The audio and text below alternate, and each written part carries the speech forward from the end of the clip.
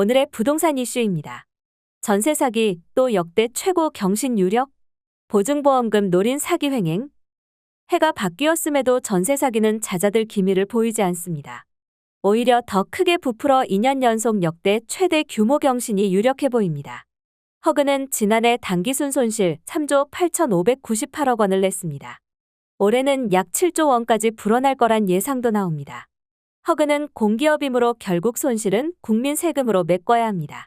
어떻게 된 일인지 네티즌들의 반응과 함께 알아보러 가시겠습니다.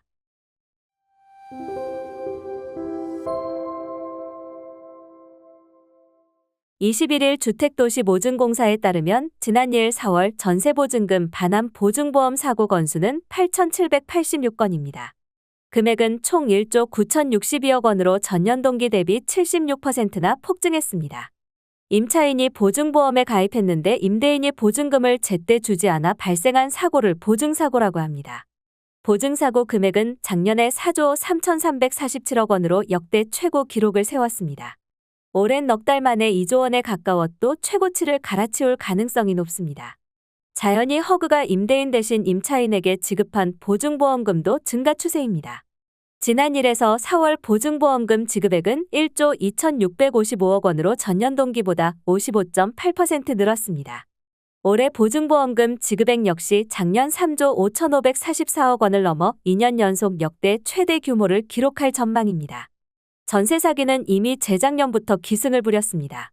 임차인은 예방 차원에서 빌라, 다세대 주택 등에 들어갈 때 전세보다 월세나 반전세를 선호합니다.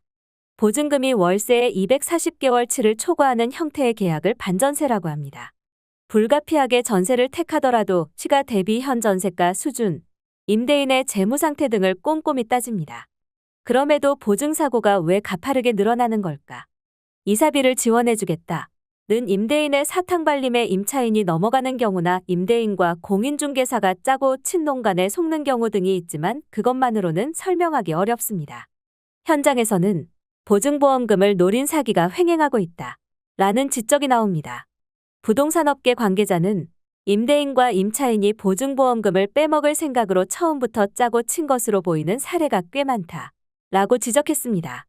임대인과 임차인이 시세와 걸맞지 않는 수준의 높은 전세보증금으로 계약을 맺고 임차인은 전세보증보험에 가입합니다.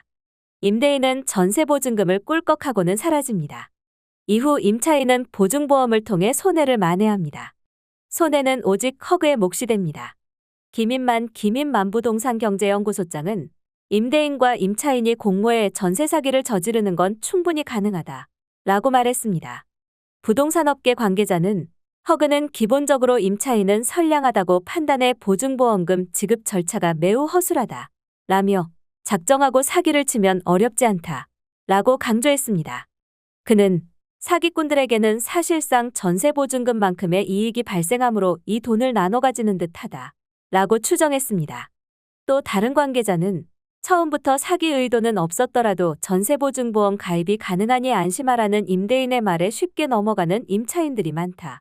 라며 이런 탓에 전세 사기가 줄어들기 어렵다. 라고 꼬집었습니다. 허그는 전세 사기가 일어난 주택을 경매에 지급한 보증보험금을 회수합니다. 그러나 전세 사기가 급증하는데 반해 보증보험금 회수율은 뚝뚝 떨어지고 있습니다. 지난해 회수율은 14.3%로 2019년의 4분의 1에도 미치지 못합니다. 올해 1분기 회수율은 17.2%에 불과합니다. 허그 관계자는 주택을 경매에 붙여 지급보험금을 회수하기까지는 통상 2-3년가량 걸린다. 라며 최근 전세 사기가 급증하면서 당해년도 회수율이 10%대로 낮아졌다. 라고 설명했습니다. 이는 허그 재정을 위협합니다. 허그는 지난해 당기순 손실 3조 8,598억 원을 냈습니다. 올해는 약 7조 원까지 불어날 거란 예상도 나옵니다.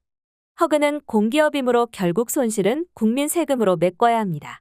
국토교통부는 최근 허그에게 4조 원 규모의 제3자 배정 유상증자를 결의하는 등 막대한 세금을 지원하고 있습니다. 전세 사기가 횡행해 국민 전체에 피해를 끼치는 셈입니다.